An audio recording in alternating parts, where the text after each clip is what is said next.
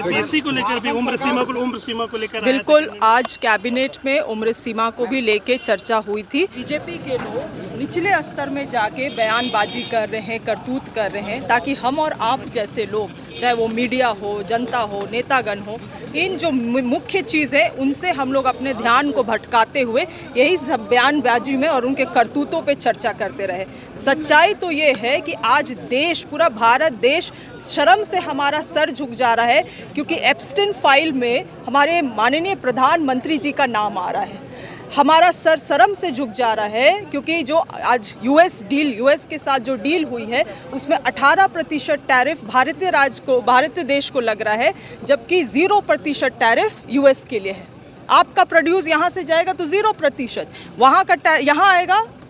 यहाँ का वहाँ जाएगा तो 18%, वहाँ का यहाँ आएगा 0%। और जो हम लोग हमेशा से किसानों को इतना सेंसिटिव मानते थे और किसानों के लिए हम लोग हमेशा कोई भी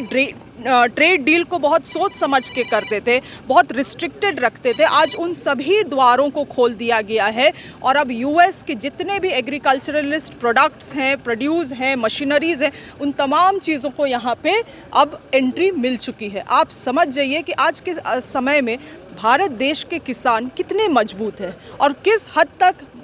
यूएस के मार्केट के प्रोडक्ट के साथ compete कर सकते हैं। आने वाले समय में इन चीज़ों का इतना प्रभाव पड़ने वाला है इस देश के रीढ़ में, और इन चीज़ों पे हम लोग चर्चा ना करें, यही कारण है कि ये लोग अपने बयानबाजी करते हैं। बयानबाजी तो इन जैसे नेताओं का कोई नई बात नहीं है। और कारण आज के दिन में क्या है, जब सच्चाई सामने आया है, चाहे वो चाइना का इन्वेजन इंडिया में हो, चाहे वो यूएस जैसे ट्रेड डील्स के बारे में हो, चाहे वो एप्स्टीन फाइल के बारे में हो, या 4 स्टार डेस्टिनी के बारे में जिसमें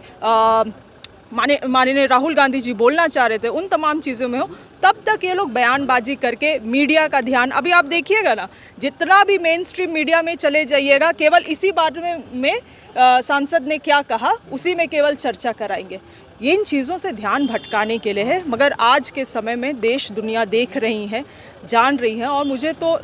हम सभी का शर्म से सर झुक जा रहा है। असम को लेकर भी सीएम ने चिंता जताई कि वहाँ जिस तरह से लोग रह रहे हैं, क्या कहेंगे आप असम के लिए? समय था वहाँ के सीएम तो यहाँ खूब आकर बड़ी निश्चित रूप से हमारे माननीय मुख्यमंत्री वहाँ गए हुए थे और बहुत सारे स्थिति समस्याओं को उन्होंने भी वहाँ पे देखा है। कुछ महीनों पहले हमें भी मौका मिला था वहाँ विज़िट करने के लिए, और अभी वहाँ पे ऑब्जर्वर के रूप में हमारे पिताजी को भी इलेक्शन में ज़िम्मेवारी मिली है। तो तमाम चीज़ों को अगर आप वहाँ जाके और वहाँ की कहानियों को और वहाँ के जो आप बीती है आदिवासियों के ऊपर, उन चीज़ों को जानेंगे तो ये आपको निश्चित रूप से लगेगा, जो माननीय मुख्यमंत्री जी भी कह रहे थे, कि देश के अंदर ही एक अलग सा वहाँ पे देश है, अलग सा शासन है। वहाँ पे